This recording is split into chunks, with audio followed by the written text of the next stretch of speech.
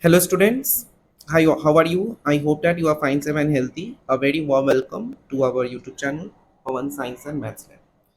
Today, I am going to discuss a very important questions that I selected from the ABTA test papers, and the question which I am selected from ABTA test paper is definitely a previous year because this year ABTA is not yet published, and we all know that the ABTA will publish at the end of the year, that means November or December. So the question that I selected, that will be from the previous years, that means 2025, 2024, etc. Now the question which I am selecting here, that type of question already chances to come in your upcoming examinations. So students, please don't skip this class. If you skip the classes, so you can miss a very important point which I will discuss, during the entire session. So all of you are requested, don't skip any question, because if you skip any question you will face problem during the examination hall, because there are some questions which are not directly given in your textbook. So that's why I am explaining each and every question point wise. How much it is possible for me to explain you, if even you are not understand, then please you write in the comment box that this question you are not understand, so that I will clarify you on that particular question on the next video, or if it is possible to clarify you in the comment box, then I will clarify you. And if any student needs the PDF of the YouTube classes, then please you WhatsApp me personally. Write your name, class, section, schools, and district, so that I can provide you the PDF of the YouTube classes. Okay. So without wasting the time, let's start today class. And those who are new student are requested to please like, share, and subscribe, so that every student can watch this video and it will become helpful for everyone. Okay. So let's start today class. So first of all of you please share the audio. All of you please share this uh, episode link to your school group, friends group, and etc., from where the most of the student can watch this video. So let's start today class. Okay. So the first question which is coming to your screen is as follows. So the first question is coming to your screen. Okay, today we are going to discuss the ABTA session question analysis. So please carefully listen each and every word, and if it is possible for you to please must keep your pen and copy in front of this video, so that important point you can write it in your copy. Okay. The first question in the screen: which of the following gases is not prepared by Gibbs apparatus? If I speak in Hindi, इनमें से कौन सा gases है जो kips apparatus में बनाया नहीं जाता? Option A HCl, B CO2, C hydrogen gas, and fourth one is H2S. Now, Gibbs apparatus का अगर हम बात करें, if I am talking about the Gibbs apparatus, then we know that Gibbs apparatus is basically used for the preparation of H2S gas, but it can also be used for the preparation of carbon dioxide and hydrogen gas also. So the answer is HCl, because in HCl we cannot use Gibbs apparatus. तो answer A HCl हुआ है. Gibbs apparatus is used for the reaction that proceed at room temperature without heating, जैसे H2S हुआ, CO2 हुआ, H2 हुआ. HCl preparation typically requires heating. Okay. Next, ये रहा हम लोग का Gibbs apparatus, आप देख पा रहे हैं. ऐसे ही लैबोरेटरी में Gibbs apparatus रखा जाता है. ये दो पिक आप लोगों से ये समझ में आ रहा होगा कि Gibbs apparatus होता है कैसा. जिन लोगों को नहीं पता था आप लोग देख सकते हैं. ये है Gibbs apparatus. हमारे स्कूल के लाइब्रेरी में भी आप लोग को अपने अपने स्कूल के लाइब्रेरी में भी Gibbs apparatus ऐसे देखने को मिलेगा. Okay. Name the catalyst used in Ostwald name the catalyst used in Ostwald process to manufacture HNO3. कौन सा ऐसा कैटलिस्ट है जो HNO3 को प्रिपेयर करने में हमको कैटलिस्ट के रूप में यूज करना पड़ता है? तो इसको हम लोग जानते हैं प्लैटिनम एंड रोडियम होगा। तो प्लैटिनम रोडियम जो है इसको हम लोग यूज करते हैं कैटलिस्ट के रूप में, जब हम लोग ऑस्टवर्ल्ड प्रोसेस में HNO3 को प्रिपेयर करते हैं। नेक्स्ट क्वेश्चन आपका स्क्रीन के ऊपर ये रहा, what is sulphan, what is specific right specific gravity of liquor ammonia. Sulphan का मतलब आप लोग जानते हैं क्या होता है, सल्फन का मतलब होता है ओलियम जो 100% हो। ओलियम, ओलियम को हम लोग सल्फन भी बोलते हैं। तो सल्फन इज द 100% ओलियम, यानी 100% SO3 एब्जॉर्ब्ड इन H2SO4। केमिकल फॉर्मूला है H2S2O7। स्पेसिफिक ग्रेविटी जो है लीकर एमोनिया का वो हम लोग का 0.88 के आसपास पड़ता है। अगला प्रश्न आपके स्क्रीन के ऊपर ये रहा, what is the percentage of silver present in German silver. German silver में कितना परसेंट सिल्वर प्रेजेंट होता है, तो डेफिनेटली 0% होता है। ओके, 0% हम लोग का यहाँ पे प्रेजेंट होता है। नेक्स्ट है, what is the difference between liquor ammonia and liquid ammonia. तो हम लोग जानते हैं लिक्विड एमोनिया में एमोनिया ज़्यादा मात्रा में रहता है और लीकर में 35% के आसपास एमोनिया रहता है। तो यहाँ पे हम बच्चों लीकर एमोनिया का मतलब हम लोग क्या जानते हैं बच्चों, कि a concentrated aqueous solution of ammonia gas है और इसमें 35% एमोनिया प्रेजेंट होते हैं। और लिक्विड एमोनिया में आप लोग का लगभग पूरा ही एमोनिया रहता है, इसमें कोई वाटर का प्रेजेंस नहीं होता। ओके, अगला प्रश्न आपके स्क्रीन के ऊपर ये रहा, before opening a liquor ammonia jar it needs to be cooled, why. Liquor ammonia jar को ओपन करने से पहले बहुत ठंडा किया जाता है, ऐसा क्यों किया जाता है, क्योंकि liquor ammonia has a high vapour pressure at room temperature. Cooling it decreases the kinetic energy. ठंडा करने से इसका काइनेटिक एनर्जी में कमी आता है, किसमें, गैस मॉलिक्यूल्स में। और solubility of ammonia in water increase होता है। This reduces vapour pressure preventing the liquid from the splashing out forcefully and causing the I injuries. तो ये सब चीज़ को करने के लिए हम लोग हमेशा टेम्परेचर को कूल कर देते हैं लीकर एमोनिया के केस में। आया बात समझ में बच्चों। नेक्स्ट है, what happens right with the equation when concentrated HNO3 is heated with copper turnings. Concentrated HNO3 को जब हम लोग कॉपर के साथ रिएक्ट करते हैं तो हम लोग को क्या मिलेगा वो आपको लिखना है रिएक्शन के साथ। तो यहाँ पे आप लोग देख पा रहे हैं, कॉपर जब रिएक्ट करता है कंसंट्रेटेड नाइट्रिक एसिड से तो ये कॉपर 2 नाइट्रेट तैयार करता है, नाइट्रोजन डाइऑक्साइड तैयार करता है और वाटर। जैसे Cu प्लस 4HNO3 करेंगे तो CuNO3 होल 2 आया, प्लस 2NO2 आया, प्लस हम लोग का वाटर आया। आया बात समझ में बच्चों, क्लियर समझ में आया। इसमें हम लोगों को क्या करना है, मुझे उम्मीद है कि आप लोगों को अब समझ में आया होगा। कॉपर के साथ जब HNO3 को रिएक्ट करेंगे तो हम लोग का क्या मिलेगा, कॉपर नाइट्रेट मिलेगा, नाइट्रोजन डाइऑक्साइड मिलेगा और वाटर मिलेगा। ये रहा, देखिए ये हम लोग का कॉपर 2 सॉल्ट सॉल्यूशन है, इसके साथ हम लोग जब रिएक्ट कर रहे हैं तो हम लोगों को ये चीज़ मिल रहा है। ठीक है, नेक्स्ट है, what happens when write with the equation when H2S gas is allowed to pass through a silver nitrate solution. Silver nitrate solutions में जब हम H2S गैस पास कराएंगे तो हम लोग को क्या मिलेगा, हम लोग को Ag2S यानी सिल्वर सल्फाइड मिलेगा जो कि ब्लैक कलर का होगा और साथ ही साथ नाइट्रिक एसिड मिलेगा। तो यहाँ पे आप लोग देख पा रहे हैं ये आप लोगों का रिएक्शंस हो रहा है। देखिए यहाँ पे सिल्वर नाइट्रेट को जब हम लोग मिला दिए H2S गैस जैसे ही पास करें तो एक ब्लैक कलर का प्रेसिपिटेट बन रहा है। तो ये आप लोग टेस्ट ट्यूब में चेक कर पा रहे होंगे। तो ऐसे करके हम लोग का रिएक्शन का फॉर्मेशन होता है। तो आप लोग देख पा रहे हैं कि इस चैप्टर से क्वेश्चन कैसा पूछ रहा है। इस चैप्टर में क्वेश्चन ऐसा ही पूछेगा, मतलब आपको डायरेक्ट जस्ट क्वेश्चन पूछेगा, आपको आंसर्स लिखना है और रिएक्शन थोड़ा बहुत आपको ध्यान रखना है। अगला प्रश्न है, what write the condition and the equation phase wise to manufacture H2SO4 by contact process. H2SO4 को मैन्युफैक्चर करना है कॉन्टैक्ट प्रोसेस में, आपको जस्ट फेज लिखना है। तो वो फेजेस में हम लोग क्या लिखेंगे, step 1 production of SO2, sulphur plus oxygen sulphur dioxide हुआ। फेज 2 में कैटेलिक ऑक्सीडेशन, जैसे कि हम लोग यहाँ पे देख पा रहे हैं कंडीशंस है 450 से 500 डिग्री सेल्सियस, 1 से 2 एटीएम प्रेशर और वेनेडियम पेंटॉक्साइड कैटेलिस्ट के रूप में हम लोग यूज़ कर रहे हैं। तो हम लोग को यहाँ पे मिल रहा है क्या, 2SO2 प्लस O2 से 2SO3 हुआ। फिर SO3 से हम लोग H2SO4 अगर हम रिएक्ट करेंगे तो हम लोगों को ओलियम मिलेगा और ओलियम के साथ जब अगर हम पानी को मिला देंगे तो हम लोग को डाइल्यूट सल्फ्यूरिक एसिड मिलेगा।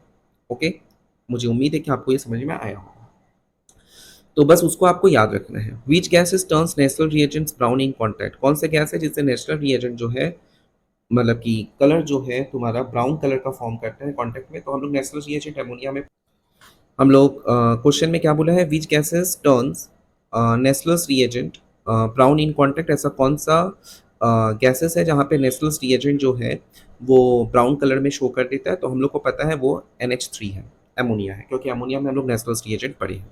ओके, अगला प्रश्न ये रहा, which gases reacts with ammonia to produce solid substance. ऐसा कौन सा गैस रिएक्ट करता है अमोनिया से जिससे सॉलिड सब्सटेंस बनता है?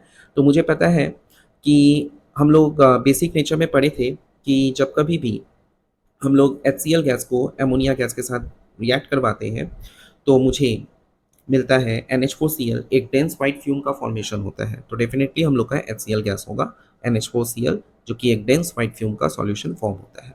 आया बात समझ में बच्चों?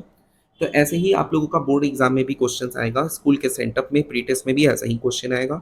और बच्चों हम आप लोगों को बोलेंगे कि आप लोग क्लासेस को रोज देखा करिए, और हम कोशिश कर रहे हैं कि अभी हम थोड़ा वीडियो ज़्यादा डालेंगे जिससे आप लोगों का सेंटअप और प्री टेस्ट जब तक नहीं हो जा रहा है तब तक आप लोग इस वीडियो को रेगुलर देखें। अगला वीडियो हम लोग का मैथ्स के ऊपर होगा।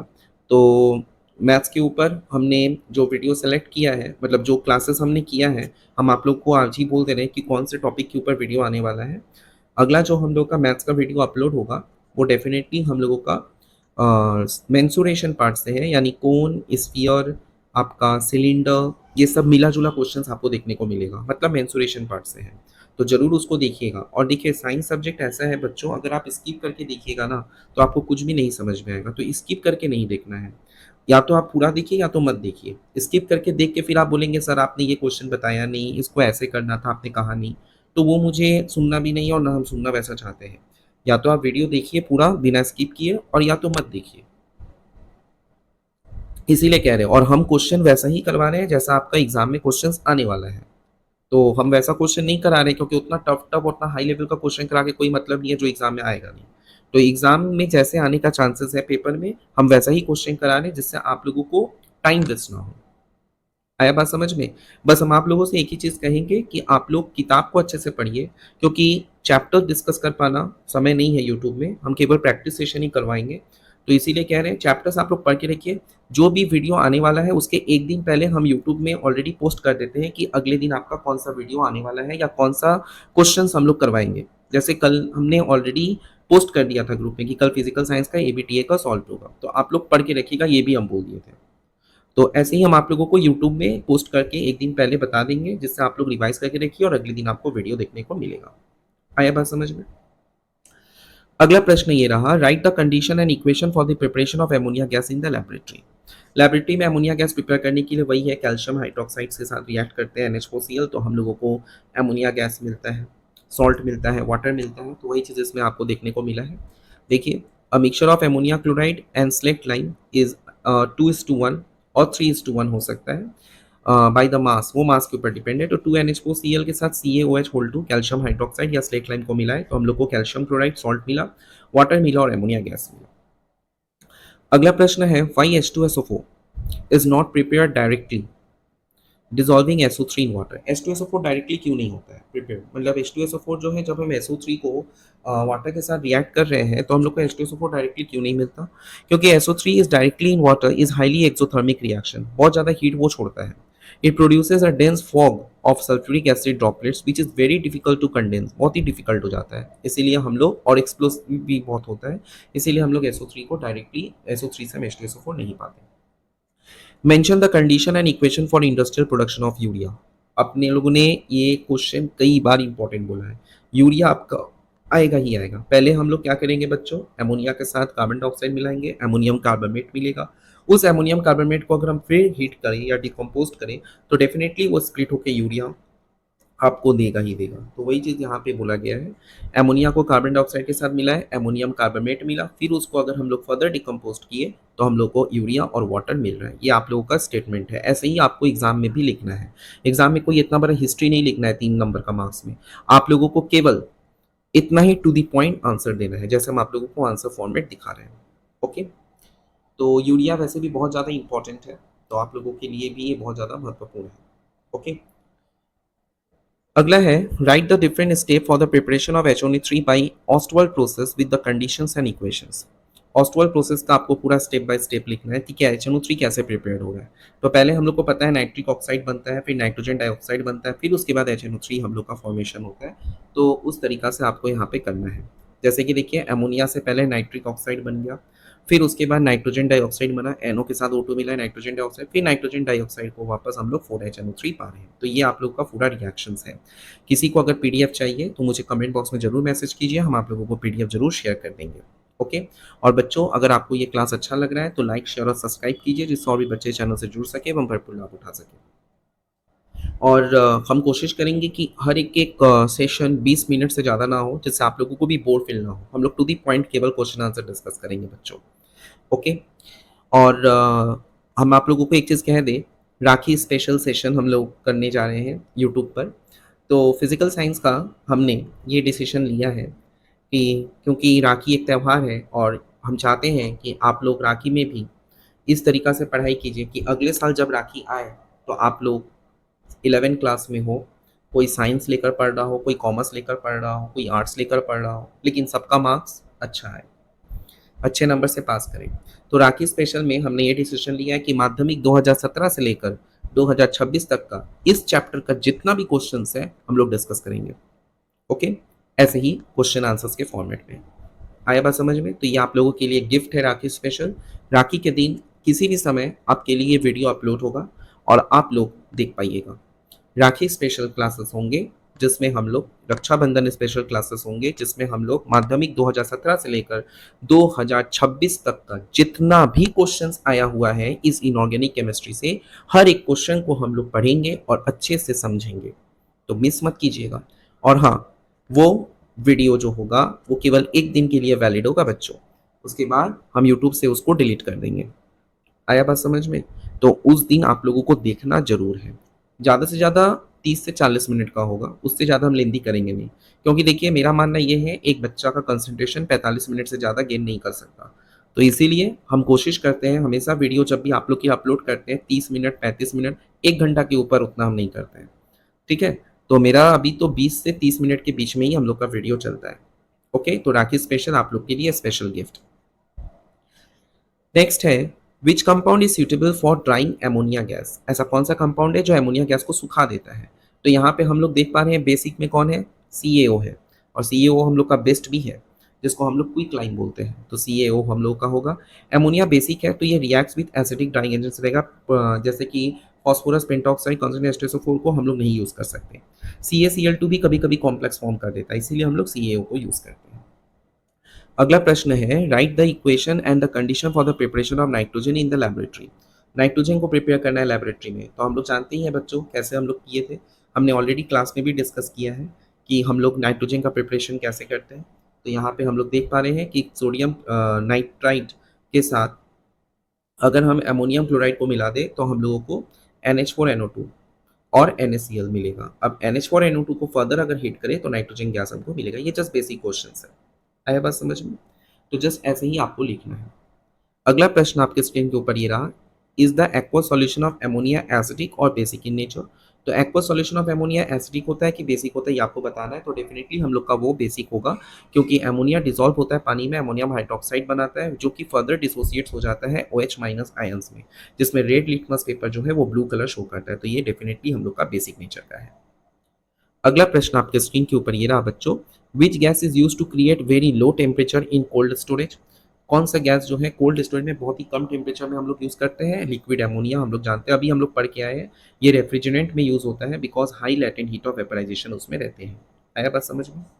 अगला प्रश्न ये रहा, write the names of falls smelling gas that is used in the laboratory for the detection of metal radicals. तो हम लोग यहाँ पे क्या देखेंगे, मेटल रेडिकल्स के रूप में हाइड्रोजन सल्फाइड है H2S।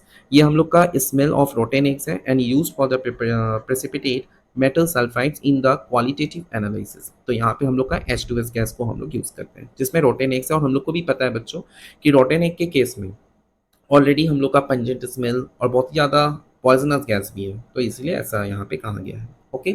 तो आज हम लोग 20 क्वेश्चंस लेकर आए थे और ये हम लोगों का नंबर है, आप लोग देख पा रहे हैं। एक नंबर उसमें दिख नहीं रहा है, तो हम नंबर बोल दे रहे हैं 8276925045, और व्हाट्सएप में आप लोग कर सकते हैं। इसमें डिस्क्रिप्शन बॉक्स में ऑलरेडी हमने व्हाट्सएप नंबर दिया, आप उसमें हमसे कांटेक्ट कर सकते हैं। अगर आपको PDF चाहिए, कुछ भी चाहिए, कुछ भी आपको पूछना हो तो बेझिझक आप मुझसे पूछ सकते हैं।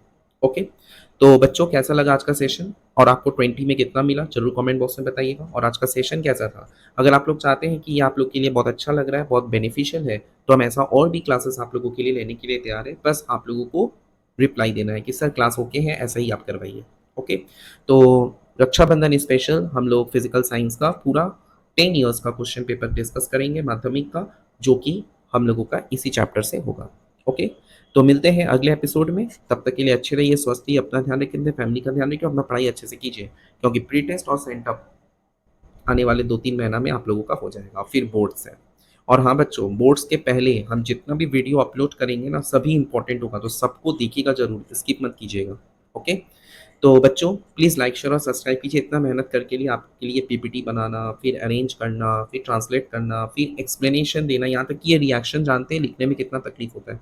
मतलब डायरेक्ट आप हम लोग के पास ऐसा फॉन्ट नहीं है कि हम उसमें डायरेक्ट कर सकें, तो बहुत अरेंज करके करना पड़ता है। तो एक लाइक शेयर और सब्सक्राइब बनता है बच्चों, जिससे और भी बच्चे तो बच्चों तो बच्चों एक लाइक शेयर और सब्सक्राइब बनता है, जिससे और भी बच्चे इस चैनल से जुड़ सके, मैं भरपूर लाभ उठा सकें।